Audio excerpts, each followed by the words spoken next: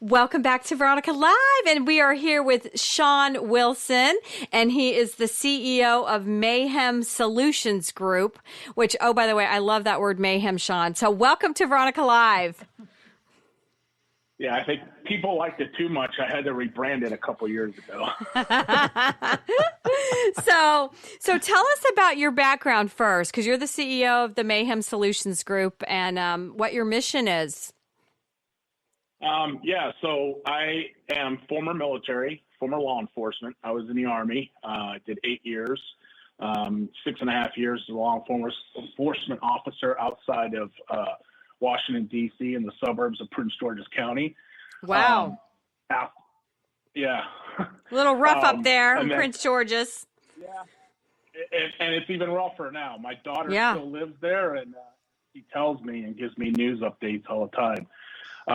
After that, I went on to work as a private contractor in the private security realm. I worked in Washington, D.C. for 33 years, protecting a lot of high-profile individuals, foreign dignitaries, foreign diplomats, congressmen, senators, so on, and also did high-profile investigations, working for a company out of D.C. 2015, fast forward, I got tired of Washington and the politics there and decided I needed a change, and I moved to Arizona, where I created my company, Mayhem Solutions Group, which is now MSG, Risk Management and Intelligence. And we've grown exponentially. I went from, a little mom and pop shop out of my office home, and now we have offices all over the United States and people working all over the United States and all over the world. I have offices in Florida, Texas, Arizona, in Dubai. So now we're doing things. We're still concentrating on high-profile security, corporate investigations, criminal investigations, and we're doing intelligence both on the corporate side and for law enforcement and government. And I know when I talked to you yesterday, you were just coming off the border. So tell me what you have seen firsthand. Well, back in 2010, when I started with the border, and the way it got started with the border was I was an intelligence major in college. I was intelligence studies, and I specialized in terrorism, Islamic terrorism. I went to Arizona to write a paper and do some research for my paper to find out what was going on the border with the narcos working with Islamic terrorists to bring people and terrorists into the country. And I was mind blown by what was going on our southwest border. So I made it my mission that when I was done in Washington, I was going to move to Arizona, and I was going to concentrate on the issue of national security on the border. And that's been my focus now since 2016. It is still my focus. Just now there's a more urgent need for it. And what are you seeing? Because you just came off the border yesterday. And what do Americans need to know, Shawn? That we do not have control of our border. The cartels control our southwest border. The Border Patrol and the law enforcement agencies do not have a grip on anything that's going on. Texas is doing what they have to and what they can do, and they're doing the best with what they can, but it's still not stopping the bleeding, and we're overrun. I mean, yesterday I only saw Border Patrol out in the remote areas when they were picking up bodies, and that's it. The rest of the time, they're just people walking around the border, and we're talking 25 miles out from any civilized town or port of entry. This is in a very, very remote area of the border, and it was used for fentanyl trafficking and drug trafficking because of its remoteness and the extreme terrain. The cartels utilize this area to bring, hard narcotics into the United States. In Arizona, this is the fentanyl highway coming into the United States. Arizona is responsible for most of the fentanyl coming into the United States. So this area now where they're pushing people was just once a place where they pushed high-valued targets or high-valued people that were paying to get into the country undetected and drugs. But now they're pushing We call them exotics, and that's people from special interest alien countries like India or China or Russia, or, where they're paying a lot of money to get in the country. We're now seeing that in this area. So, I mean, you're seeing this firsthand. I'm like mortified. And then you said they're picking up bodies. What are these bodies that they're picking up? People that haven't made it, or they've died from fentanyl, or there's holes in the fence out in that area where they haven't repaired them yet during the construction when Trump built the wall out there. Because at one time there was no wall. There was just a mile and a half of wall east and west of the Sassany port of entry. And that was it. The rest of it was a barbed wire fence, and people can walk and come and do what they want to do. That's why it made a perfect area for drug smuggling and for bringing, special interest aliens across because of the remoteness, and it was completely open. Well, since Trump put the wall in, there's gaps left in the wall. Fresno Mountain, which is the pivot or the midway point from Sassany to Arivaca, all the holes have been repaired in the fence up to Fresno Mountain. Now, east of that mountain, there's still holes in the fence. There's still unfinished fence. So all those people are coming through that area along with drugs and, high-value targets, people that are paying a lot of money to get in, and they want to get in undetected. And it goes like that all the way to Nogales. Wow. Yeah, Shawn, it's co-host John Solek. I'm just curious what, your specialty, looking at the security aspect of it. I'm just curious, are these high value people that are coming in? I mean, is this like organized terrorist cells that are actually trying to be formed in the United States, and this is the route they're smuggling the people in? Yeah, so the last 2 days we were out there, the only thing that we saw were middle-aged military men from Africa, from India, from Bangladesh, from the Dominican Republic, from Ecuador. All the Africans that were there, they were there alone. There was no family units. There were no kids. They were just there by themselves, along with the Bangladeshis. They were there also alone without any family, or kids. But yeah, now we never saw these exotics to this extent because they all went through Luke Fu, and it's alarming, but we know why, because the cartel that controls this area now, that's what he did in those areas before, in Yuma and Lukeville. And now that he has control of this plaza all the way up to Nogales, he's doing the same thing he was doing in those other plazas. So do we have any level, and they don't ever seem to talk about this, but are any of the Iranian-based groups, organizing to send people here, the Hamases or Hezbollahs or Islamic Jihads or whoever they are? I mean, are they actually trying to organize to infiltrate people into the United States? Yeah, of course they are.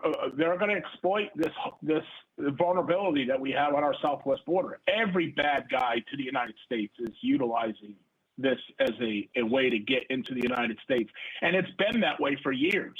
I mean, even back after 9/11, people knew that the border was open. They can sneak into the country. And that's, back in 2017, we had a video that I delivered a disk drive to somebody that delivered it to the Deputy Secretary of Defense. And it was a Syrian terrorist, a confirmed Syrian terrorist.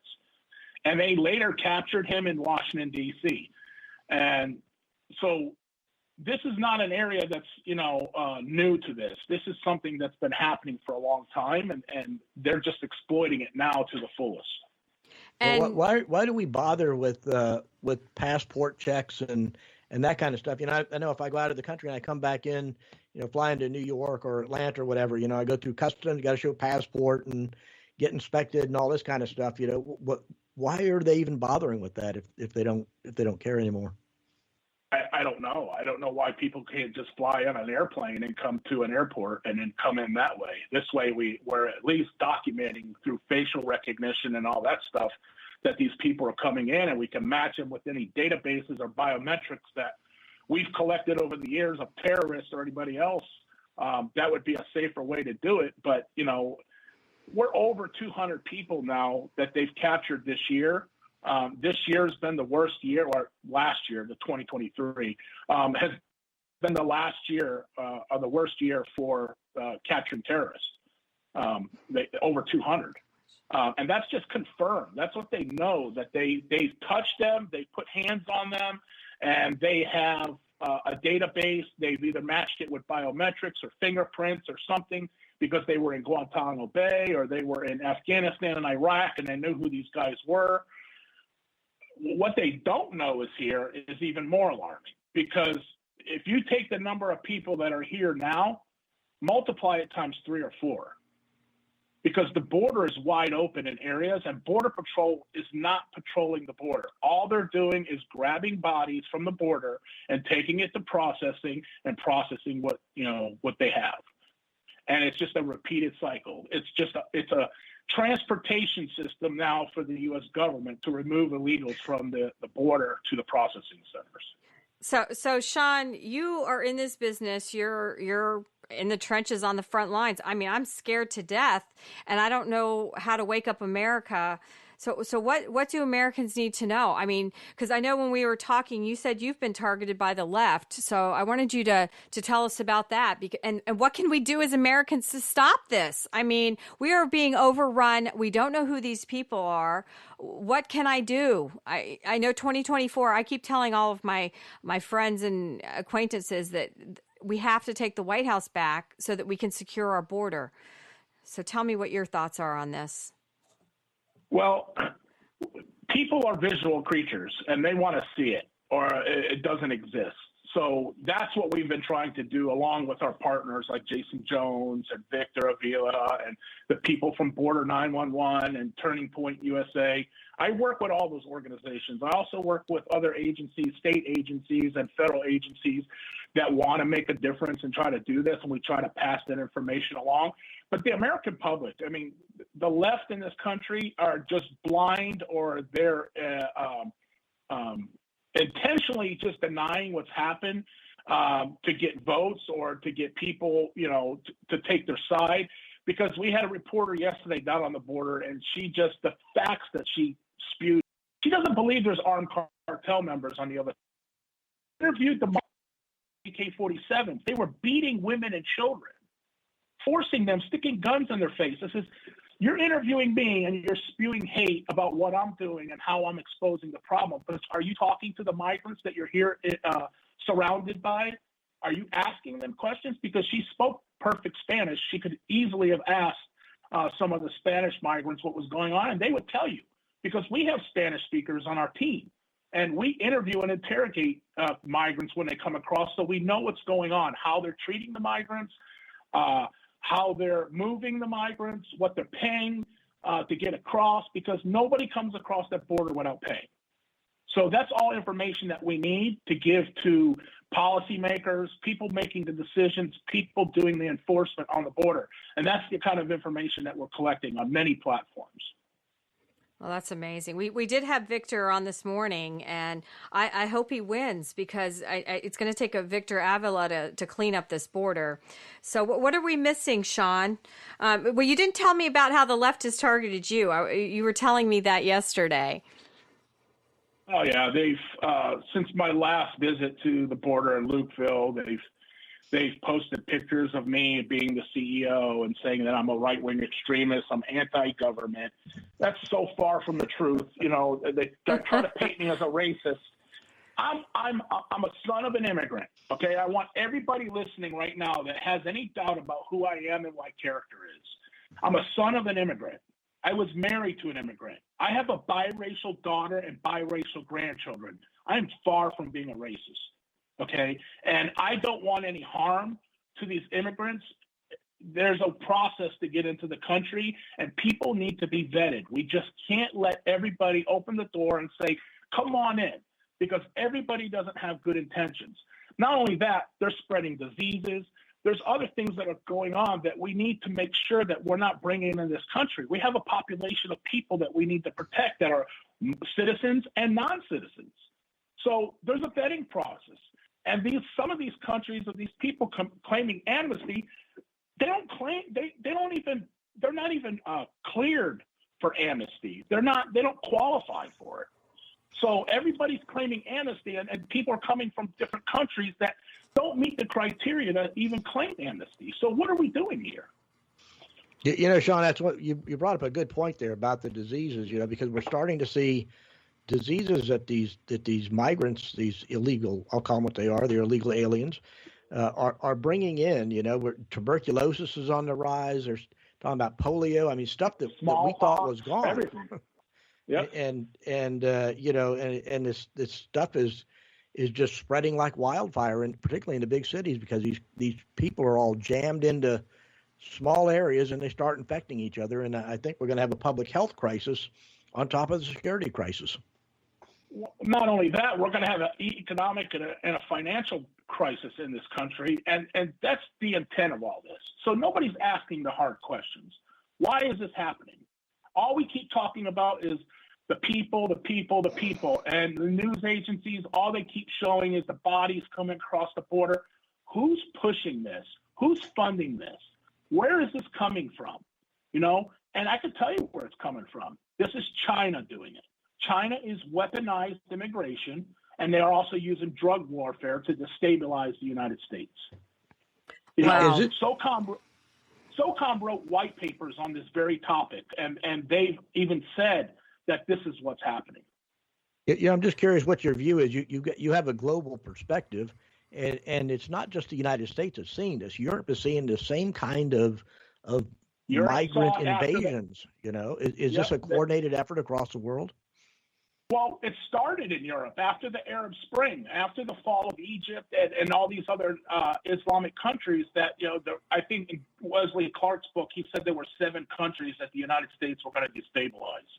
And those countries that, you know, were part of the 7 that destabilized, all those people migrated to Europe. We saw it in Germany. We saw it in Italy. We saw it in London. We saw it all over, even Ireland. This is not something new. This is a coordinated thing. There was a plan for this. And I think they're just continuing in the plan, and now it's going ahead more progressively. Well, I know as an American, I'm scared, and I think that the election this year is crucial to get our border back, you know, and then I reflect back to 9/11, and I think terrorists are fully coming through the border, and we're not in charge. So, well, any final thoughts, Shawn? Well, it's not a matter if something's going to happen. It's when something's going to happen, because something is definitely going to happen. We are definitely headed for another 9/11 event. We're already seeing explosives on the border. They're bringing them across into the United States. There's been several cases where they've had IEDs and dangerous weapons and stuff going northbound. If what happened in Israel happened on our U.S. border, the magnitude of that will be 10 times worse, especially in an area like Laredo or El Paso or, you know, any big city or big center where they can come in. El Paso has no border patrol on the border right now. They have nobody to put down there to stop anything. So if you wanted to take a terrorist cell and put them in El Paso and bring them across the border and arm them with explosives and guns, what do you think they can do in a city of El Paso? Do you think who's going to stop them? Do you think it's going to be more of a armed attack, or do you think it's I keep looking at the infrastructure, you know, particularly the electrical grid system, and how easy it is to sabotage that. You know, and there's been some, you know, situations where they've had like major substations that have been, you know, people doing target practice, you know, specifically trying to take the substations out and stuff. Do you think that's a higher likelihood that we'd see an attack in that form? I think that's an initial attack or something that they would do if they were going to do a coordinated attack on the United States. The first thing I would target is communications and infrastructure. True. And then I would make an attack, or I would do multiple faceted, you know, things, infrastructure, physical attacks, a car bomb. I mean, we saw what happened in Albany. These are all indicators that this is the direction that we're headed. They want to destabilize the United States, and what better way to do it with what they're doing right now? And it's working. So how do you sleep at night, Shawn? And what do we need to, we live here in Florida. John and I are pro-gun. So if anybody invades my home, they're going to have a problem, and I shoot bullseye every time. So what can Americans do to stay safe, I guess, is the next question, because our government's not protecting us. I was never a prepper until recently, and I'm not even really a prepper. I'm just prepared. I have things that I could sustain myself and my family if I have to, my friends. I have a tight-knit circle of people in my area that if something happens, we'll come together as a community and take care of one another, because you're never going to be able to do it alone. You need to find a tribe, and the tribe needs to protect one another. So if something does happen, whether it be, infrastructure attack or a physical attack, we need to there needs to be unity in your community in order to protect your community. Because if you don't have unity in your community, you're not going to be able to protect it. So true. Well, it's been a pleasure, Shawn Wilson. He's the CEO of Mayhem Solutions Group. We definitely have to have you back. And if you need me to help translate anything in Spanish or go with you to Dubai, I'm there. So just keep fighting the fight for America, because we need you on the front lines, obviously. Well, and what we're doing is working. So that's when you ask me how I sleep at night. That's why I sleep at night, because I know I have men standing ready to do violence or whatever on our behalf if we need to. We have people working in the shadows, combating and disrupting this. Just be sure of that. And once President Trump takes office, we'll kick into full gear and we're going to save this country. Excellent. Well, God bless you, Shawn. Keep fighting the fight for America. Thank you. Thanks for having me on. Anytime you guys need me, let me know. Awesome. We'll be right back on Veronica Live.